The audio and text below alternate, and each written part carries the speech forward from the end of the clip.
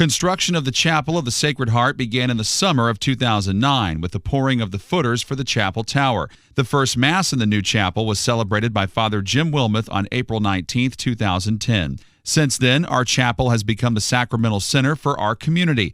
With countless Masses and reconciliations being held here, anointing of the sick for those who are sick and suffering, and regular exposition of the Blessed Sacrament, our students can always find Christ present in this holy place.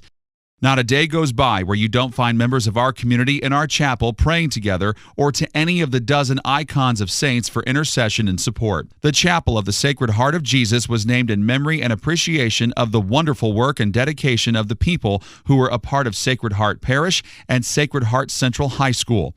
The spiritual impact and fruit of the construction of this chapel will be felt for many generations to come.